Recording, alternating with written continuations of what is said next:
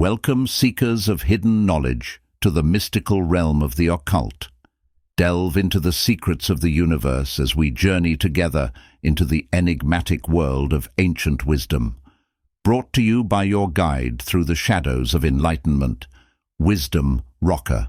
Uncover the mysteries, unlock the power, and journey with us as we explore the hidden depths within the pages of forgotten scrolls and ancient texts. Prepare to embark on a journey beyond the ordinary, where wisdom transcends time and knowledge is your greatest ally. Welcome to Wisdom Rocker. Prepare to awaken your inner sage. In this video, we will be uncovering the wisdom within the chapters of The Secret Teachings of All Ages. Manly P. Hall. The Hermetic and Alchemical Figures of Claudius De Dominico Celentano Vallis Novi. From a manuscript written and illuminated at Naples, AD 1606. No better way can be found of introducing to the royal art a seeker after the mysteries of symbolical philosophy than to place at his disposal an actual example of alchemical writing. The text of this manuscript is as enigmatic as are its diagrams, but to him who will meditate upon the profound significance of both, the deeper issues of mysticism in due time will be made clear. An unknown person through whose hands this manuscript passed wrote thus of it. Because of its drawings and illustrated expositions, the manuscript is of preeminent importance to the Rosicrucians and the contemporary order of Freemasons. The first and larger part of the illustrations deals with the Hermetic philosophy, explaining its teachings and doctrines.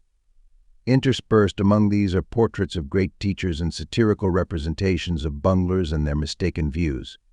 The systematically arranged part shows with wonderful clearness the color development of the alchemical processes from blue-gold over, black to white and rose.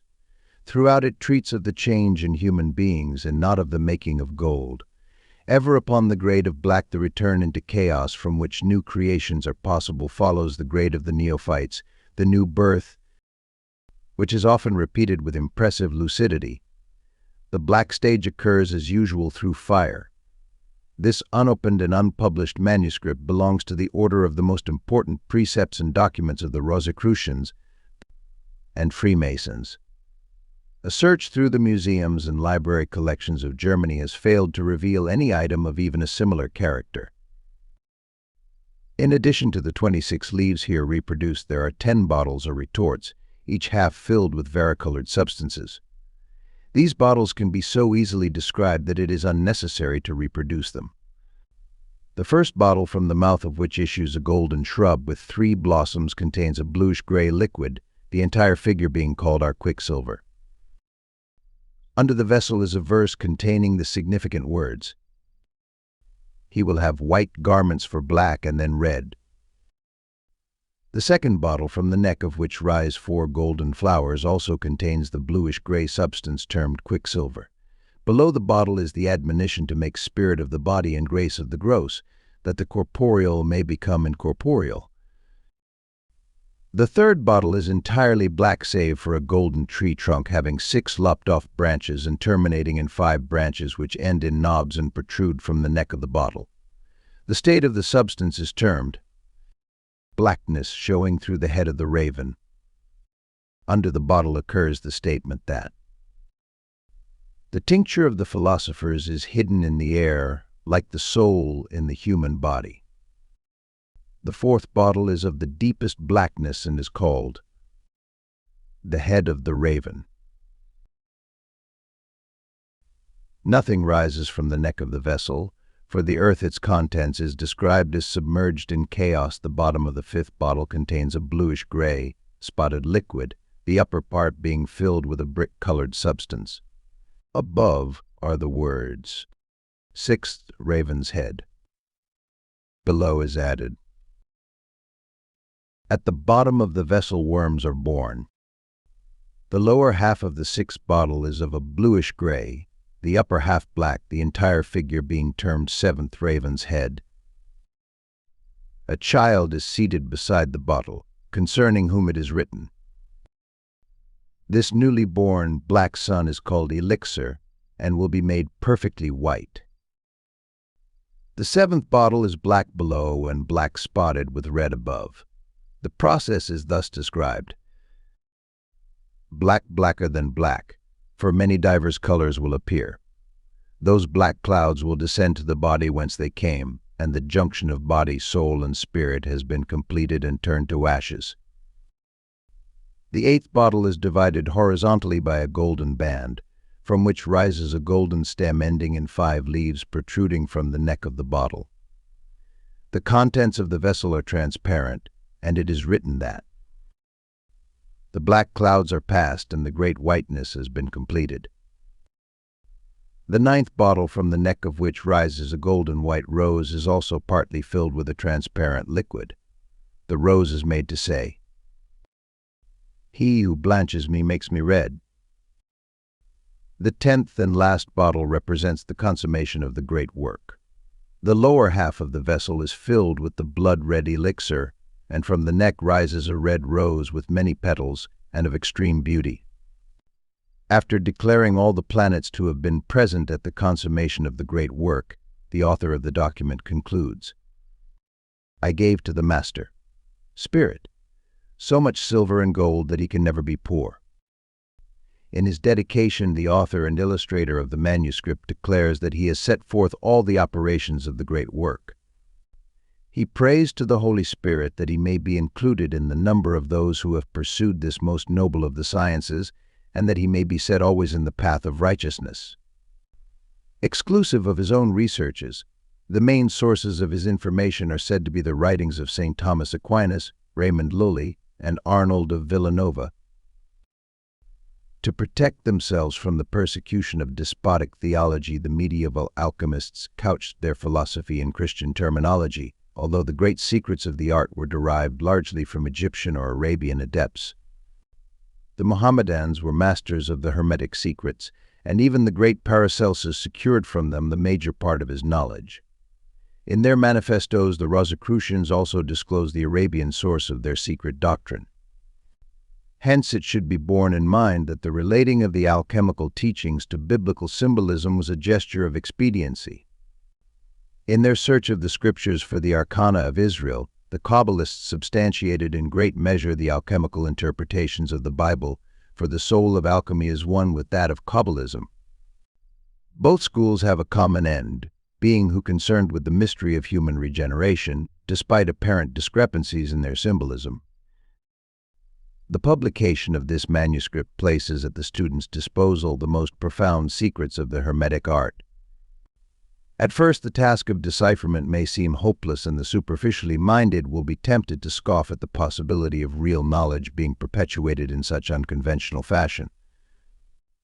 The scoffer will not realize that one of the purposes of the document is to awaken ridicule and thus preserve more effectually its arcana from the profane.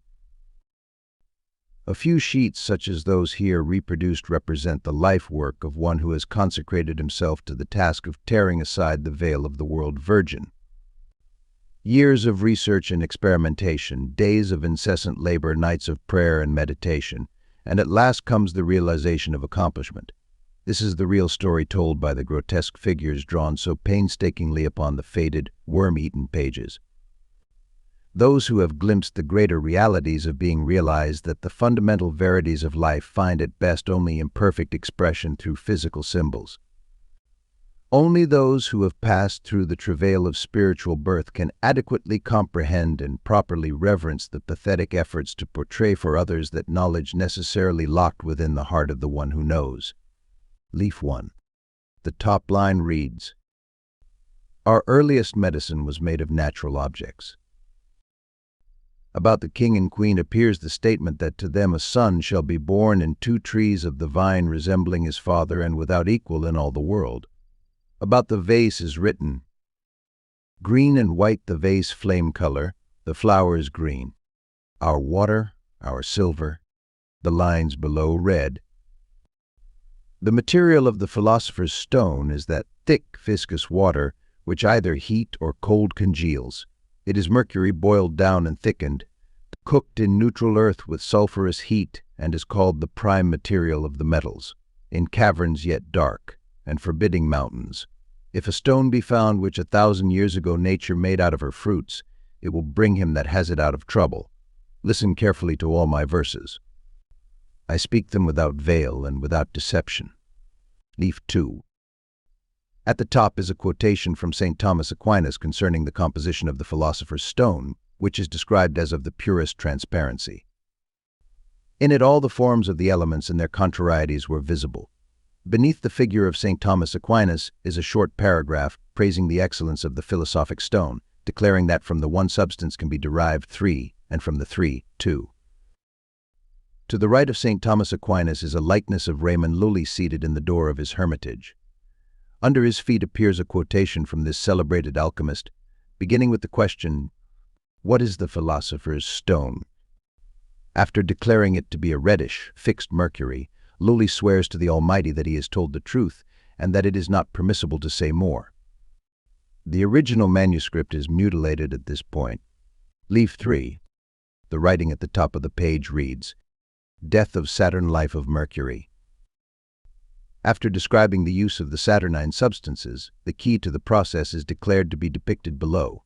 The verse reads, the stone is made of 4 elements. This is the truth in all nature. Take it in hand, bright and shining with all diligence and great care, and then try to bind all securely together side by side, so the fire may cause alarm." Above the human figure is written, "Saturn is almost dead."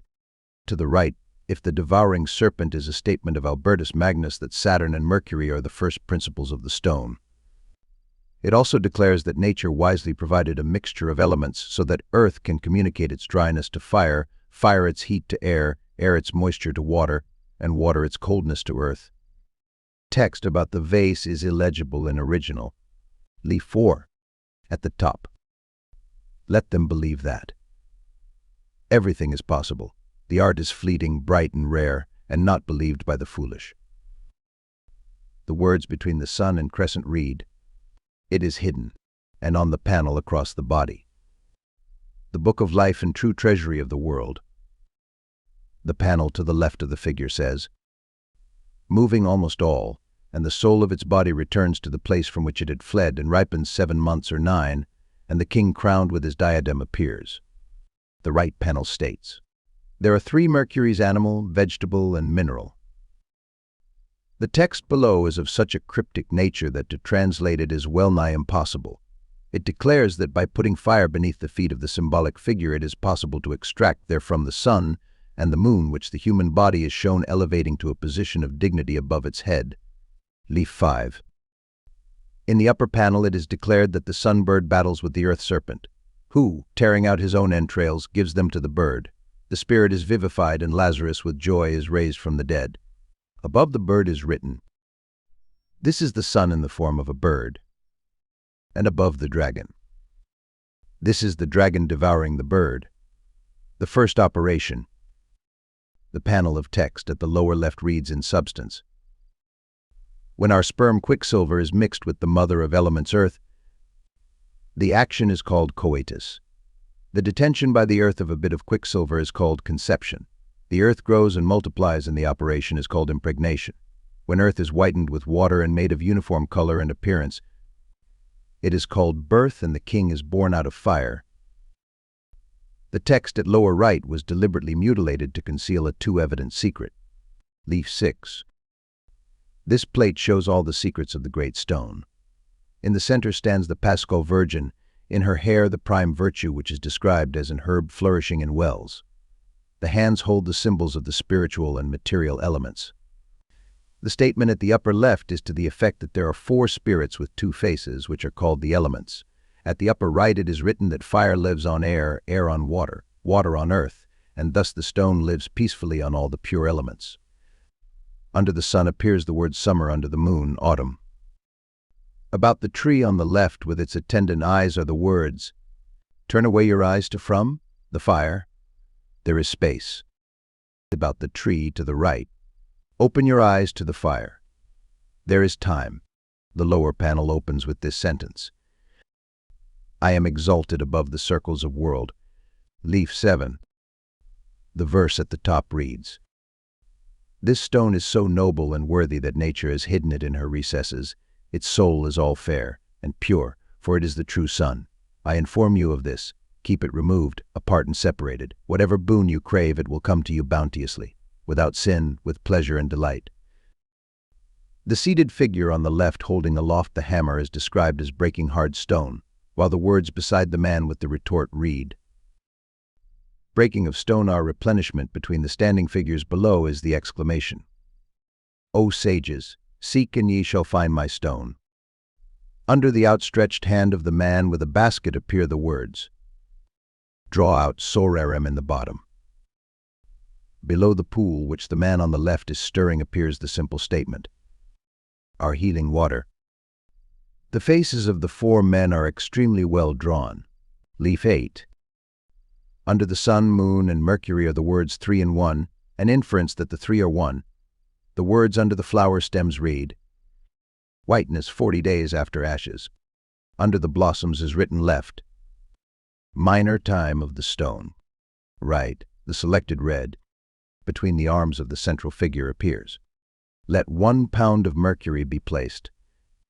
To the left is written, if you who read shall have known this figure, you will possess the whole science of the stone. To the right, and if you do not acknowledge it, you will be stiff-necked and dull. Above the sun is the word Father above the satyr. Ferment of the work. Beside the child is the sentence. The son of the moon would throw the stone into the fire, his mother. Above the flaming basket is written, I am the true stone. Under the central figure are the words, a moderate fire is the master of the work. Leaf 9. In the upper left it is written that without the light of the moon the sun does not heat the earth, and that into the moon the sun emits its fruits. In the upper right the true herb of the philosophers is described, and it is declared that whoever believes in, and it shall be spiritually rich. The panel concludes thus, understand thoroughly what it is that the man has in either hand if you wish to be enlightened. The text to the left above the sun reads, entirely without the sun and moon, make dye dissolve, congeal, and like produces for itself, like the words to the right of the man holding the philosopher's herb declares sublimation to be the beginning, the middle, and the end of the great work. The last sentence reads, out of the sun and moon make a thing of equal parts, and by their union, God willing, let the philosopher's stone be made. Leaf 10. The 2 short lines of text at upper left read, some take a recent stone. The lines to the right of the symbol of Mars iron admonish the student to control his appetites and apply his mind to the accumulation of knowledge. No satisfactory translation can be found for the words under the outstretched arm of the man holding the upper part of the tree. The lower panel reads thus, after the stone has been well refined, it will appear to penetrate thoroughly. It should be put into its vessel with its water. Close it well with a little fire, and await the wonders of nature. The large red oval filling the lower half of the leaf is evidently the egg or vessel of the sages. The tree is a symbol of the growth of the sacred metals, for the alchemists affirm that the metals are like plants and grow in the rocks, spreading their branches veins through the interstices. Leaf 11. The fount is described as that from which the 2 mercuries of the philosophers are extracted.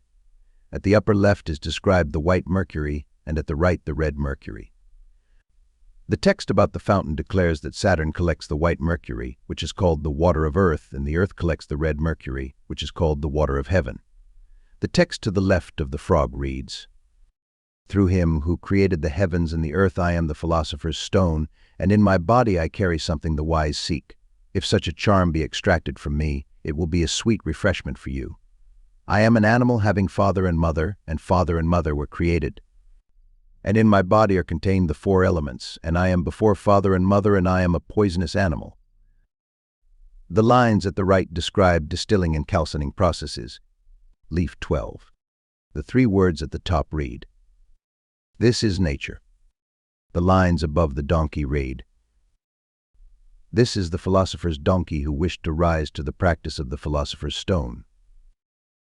The 3 lines below the animal are translated, frogs gather in multitudes, but science consists of clear water made from the sun and moon. The text under the symbolic bird is as follows, this is fortune with 2 wings. Whosoever has it knows that fruit will in such a way be produced. A great philosopher has shown that the stone is a certain white sun, to see which needs a telescope. To dissolve it in water requires the sun and moon, and here one must open 200 telescopes, putting body and soul in one mass. And here is lost the mass other sages cook the frogs and add nothing, if the juice of the wise you wish to enjoy.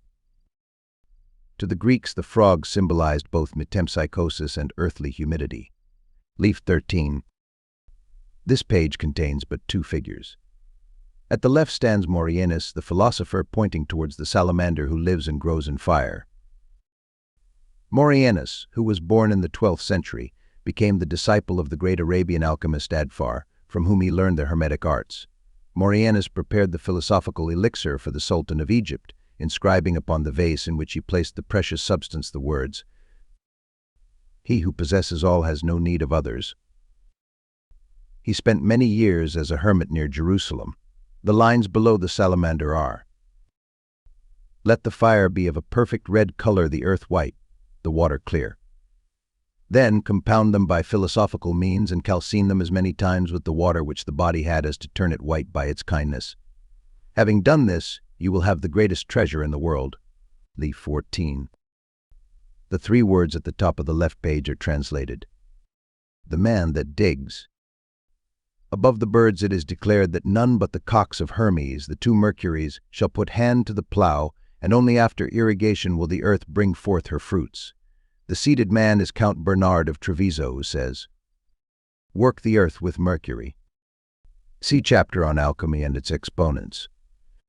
The 3 sentences to the Count's left read, "Go to the fire, and with Mercury, thy brother, await me for a month.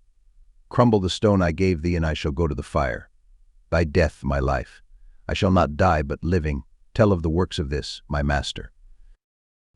Bernard of Treviso in his alchemical speculation emphasized the necessity of meditation upon the philosophical writings of the great adepts rather than chemical experimentation. He ultimately discovered the stone. Leaf 15. The first sentence reads, "The fruit of plants, by virtue of the sun, are stone." The boy holding the dish is made to say, "Drink here, all ye that are athirst. Come unto me, run to the waters.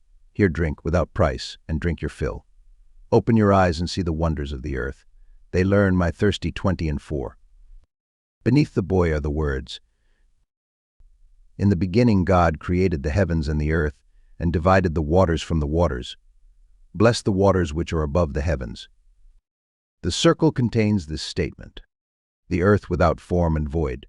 Out of the stars come the rains." The lower left panel continues the alchemical process, ending with admonition to renounce the misery of worldly existence. Above is a prayer to the Virgin Mary, which opens thus, "Hail Mary, full of grace, the Lord be with thee. Blessed thou among women." Leaf 16. The first sentence reads, "The dead bodies remain, the spirits are freed by the death in the bodies. You will ride with that death with a scythe, and the light of the sun, the moon, and the fixed stars." Over the scythe is written, "Subject to the sun, the moon, and Azoth, complete the work." The 4 words in the curve of the scythe blade say, "Man's head, head of raven." The 3 lines to the right are interpreted thus.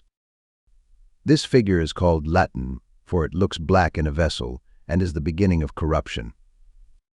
The text below the latter states, "This is the ladder of primitive matter which when placed in a vessel turns black, then gradually changes to white by the scale ladder of digestion, according to the degree of heat."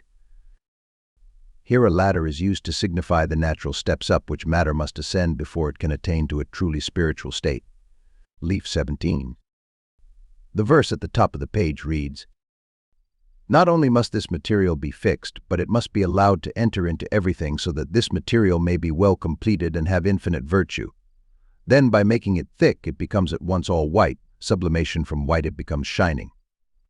Above the sun are the words, "God and nature do nothing in vain." The man on the left is a medieval conception of Hermes. The great Egyptian philosopher, the one on the right, is Christopher, the philosopher of Paris. Above the latter is written, "If the stone is black, it is not useless." The words over the retort are, "There is air, fire, water, and earth." Below is added, A dissolution of the body is the first step. The curious chemical apparatus must be considered purely symbolic in this work, and, as its author himself says, is intended to give only a hint of the art. Leaf 18. At the left, holding a book, stands Aristotle, who is described as the most learned of all the Greeks. The tree surmounted by the sun and moon is accompanied by the words, "When the stone is dead, that is changed to water, in this it will produce flowers." Beneath Aristotle and the prostrate human figure from which rises the flowering tree are these statements. He who makes everything descend from heaven to earth and then ascend from earth to heaven has information about the stone. For in Mercury there is something the wise seek, not invoked except by white or red ferment. The first part of this quotation is based upon the emerald tablet of Hermes, which see. In ordinary man, the spirit is figuratively absorbed by the body, but in the true philosopher, the spirit is so greatly increased in power that it absorbs into itself and is nourished by man's corporeal body. Leaf 19. At the top it reads, "He that comes to know this figure will have knowledge of the stone."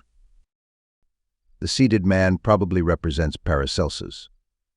To his right are the words, "I am neither tree, nor animal, nor stone, nor vegetable, but the philosopher's stone, trampled on by men, cast into the fire by my Father, and in fire I rejoice." The four words to the left say in dryness is the stone. Below the man is the philosophic egg containing the words, "It is the end in which the beginning rests." The capital T stands for tincture.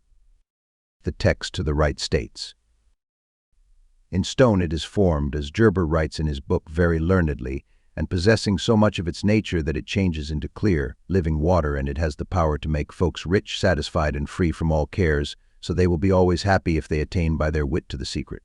Leaf 20. At the top is written, "Rains are made by 6 stars." Under the inverted man it reads, "Receive new spirit. Arise, for you are asleep." The two sentences about the large figure read, "Remember Mercury, for ashes thou art, and unto ashes thou shalt return. I thirst and am dead." Above the 7 globes at the left is the admonition, "If he thirst, give him a drink and he shall live." Over the small man is written, "Hermes, the father of philosophers." The curved line of writing to which Hermes points says, "The measure of the drink." Under the central pedestal appears, "The light of my eyes is a lantern to my feet." Below is added, "If the beginning is unknown, the rest is unknown." Above the figure rising from the flames on the right is the statement, "He was resurrected after new moon and under the eagle. Thou shalt not fly further with me." Leaf 21. The upper line reads, "Two things and double, but finally one is dissolved into the first, and they make sperm."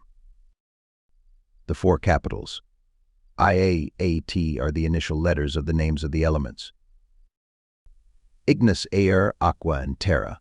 The writing under them reads, "Our fire is water. If you can give fire to fire, fire and mercury will suffice." Along the arm appear the words, "The art of the stone is," and on the ribbon, "Swift, brief, bright, and rare." The 2 lines under the ribbon read, "Every hand is a key, because it was called the herb celandine under the sun." "I am the gift of God," the verse reads, "so that you remain contented in all matters. I must listen attentively. My body is naked, clean, and shining, and I run like oil ready to drop, resplendent like bright gold, and then succumb to the plague in its bright and cheerful little chamber retort." Leaf 22. The verse in the upper left is as follows. This group is composed of 3 stones, lunar, solar, and mercurial. In the lunar is white sulfur, in the solar, red sulfur, in the mercurial, both, i.e., white and red, and this is the strength of all instruction. In the bottle at the left are the words, "Dissolving, calcination, sublimation complete the instruction," and at the base, "Wash, congeal, and coagulate." Under the central tower is written. Metallic salts, however, are hidden by 1 letter around the bottom of the red circle. Dryness, coldness, humidity, heat, and dryness. On the points below are the names of the 4 elements. The initial IAAAT appear 4 times with the same meaning as that already given. The 3 powers of the Philosopher's Stone are symbolized by the heads of the cherubs in the circle in the upper left corner. Leaf 23. The writing at the upper left is, in substance, the Lord's Prayer, with the addition of the words Jesus and Mary at the end. The inverted words in the banner read, "Ye can do nothing without me, for God has so promised, saying so be it." The text under the angel reads, "By this plague he will be damned who knows he is dead, all cold and a black body, and let this be thy first comfort. Then he will burn unto calcination. When I have reduced him within this door, know for certain that I shall be blessed if I shall know how to cultivate the garden." The main part of the leaf is devoted to an elaborate symbolic drawing of alchemical equipment, under which are the words, "The furnace of distillation, congealing, rectification, perfection, fixation." Quintessence of the philosophers. By quintessence should be understood the 5th essence of the most wise. Leaf 24. The words at the top read, "I, the bird the adept, speak into thine ears from the sun, moon, and Azoth. The work is perfected with little labor." The panel to the left describes the nature of primordial matter and the drink of the philosophers. The text to the right reads, "This is my beloved Son whom I saw and loved. If he be resurrected, he will remain at home, and in that house the spirit will be the soul and the body for Mercury, may be called the son of the sun and the moon." Under the child's figure is added, "If he were not dead, I should not have been his mother.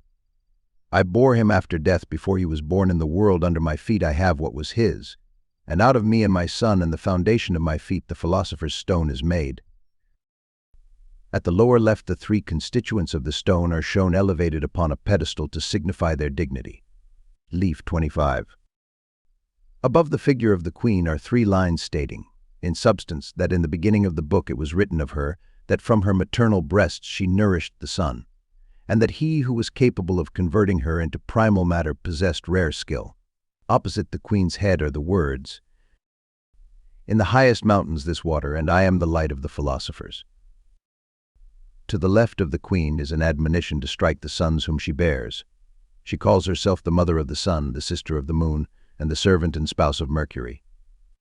On the right she is made to exclaim, "I cannot be crowned unless these sons of mine become ashes."